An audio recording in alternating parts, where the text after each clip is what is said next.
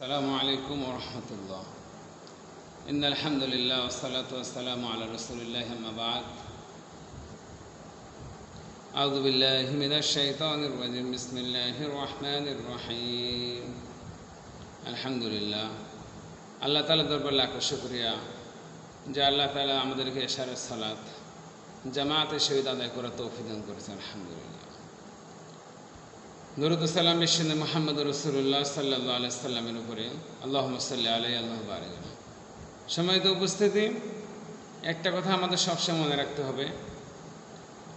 রাসূলুল্লাহ সাল্লাল্লাহু আলাইহি সাল্লাম বলেন, মাই ইউরিদিল্লাহু বিহি খায়রান ইউফাক্কিহু ফিদ্দীন। আল্লাহ যে ব্যক্তির কল্যাণ চান তাকেই দ্বীনের সঠিক জ্ঞান দান করেন। সুবহানাল্লাহ। আল্লাহ যার ভালোই চান, আল্লাহ যে ব্যক্তির মঙ্গল চান, আল্লাহ তাকেই দ্বীনের সঠিক জ্ঞান দান করেন। সুবহানাল্লাহ। আর আল্লাহ যা কিছু করেন বান্দার মঙ্গলের জন্য করেন, এটা আমাদের বিশ্বাস করতে হবে। আল্লাহ তাআলা আমাদেরকে গরিব ঘরে জন্ম দিয়েছেন, আমাদের ভালোর জন্য দিয়েছেন, আমাদের কল্যাণের জন্য দিয়েছেন, এটা আমাদের বিশ্বাস করতে হবে। আল্লাহ তাআলা আপনাকে ধনীর ঘরে জন্মগ্রহণ করেছেন, জন্ম দিয়েছেন, আপনি বড় লোকের বাড়িতে জন্মগ্রহণ করেছেন, অবশ্যই কোনো না কোনো কল্যাণ রয়েছে। এই জন্য আল্লাহ তাআলা আপনাকে দিয়েছে। এই জন্য সর্বহাল বলতে হবে আল্লাহ যা কিছু করে মঙ্গলের জন্য করেন। আমরা অনেকে এটাকে মানিয়ে নিতে চাই না, আমরা এটাকে বিশ্বাস করতে চাই না, অথচ এর মধ্যে কল্যাণ রয়েছে। যেমন একটা গল্প মনে পড়ে গেল, এক রাজার, এক মুসলিম বাদশার এক সেনাপতি ছিলেন। তো সেনাপতি সবসময় বলতেন আল্লাহ যা করে ভালোর জন্য করেন, আল্লাহ যা করে মঙ্গলের জন্য করেন। তো একবার রাজার হাত কাটা গেল, তো তিনি বলতেছেন আল্লাহ যা করে ভালোর জন্য করেন। তো রাজা খেপে গেলেন, তাকে জেলখানা বন্দি করে রাখলেন। তো তিনি গেলেন শিকার করতে গিয়ে তিনি জলদস্যুদের হাতে বন্দী হলেন। জঙ্গলের মধ্যে যারা দস্যু আছে, ডাকাত আছে, এদের হাতে বন্দী হলেন। তো তারা ছিল প্রতিভা পূজারী, তারা মানুষদেরকে জব করে মূর্তির নামে উৎসর্গ করতেন। তো তারা যখন জব করতে গেলেন, দেখলেন যে তার একটা আঙ্গুল নাই। তখন তারা বললেন যে এটা আমাদের প্রভুর নামে আমরা কখনো উৎসর্গ করতে পারবো না, কারণ এটা হচ্ছে নিখুঁত না, এর মধ্যে ভেজাল রয়েছে। তো তারা তাকে ছেড়ে দিলেন। রাজা ফিরে এসে ওই মন্ত্রীকে ছেড়ে দিলেন। সুবহানাল্লাহ। আর বললেন যে হ্যাঁ, তোমার কথা ঠিক, আল্লাহ যা করে ভালোর জন্য করেন। তো মন্ত্রী বললেন যে অবশ্যই, কারণ সেখানে আপনি না হয়ে যদি আমি আপনার সঙ্গে যেতাম তা আমিও ধরা পড়ে যেতাম। তো আমার তো কোনো সমস্যা ছিল না, আমি ছিলাম নিখুঁত একজন মানুষ, তারা আমাকে কী করে হত্যা করে ফেলতেন। আল্লাহ। আজকে আপনি আমি মনে করি যে আল্লাহ তাআলা আমাকে এই সমস্যা দিয়েছে, এই সমস্যা দিয়ে এই সমস্যা দিয়েছে। আমি একটা প্রতিষ্ঠান করেছি আলহামদুলিল্লাহ।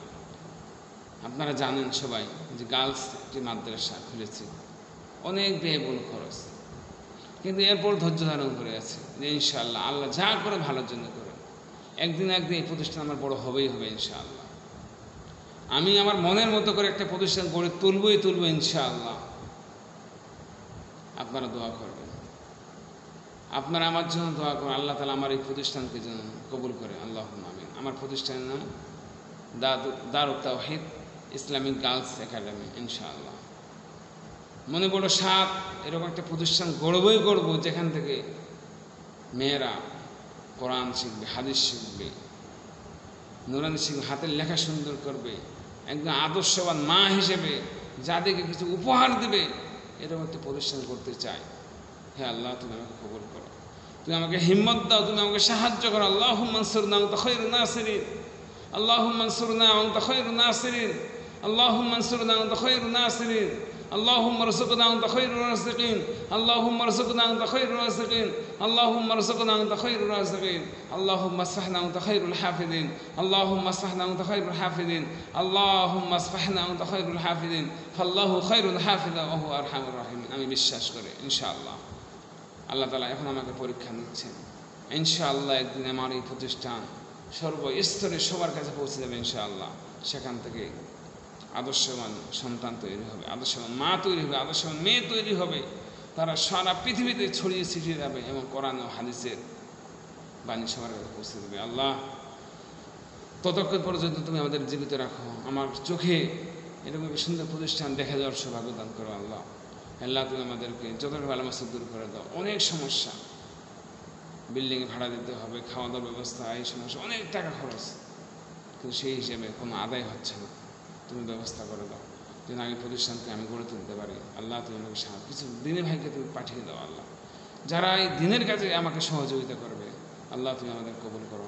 আসসালামু আলাইকুম রহমতুল্লাহ।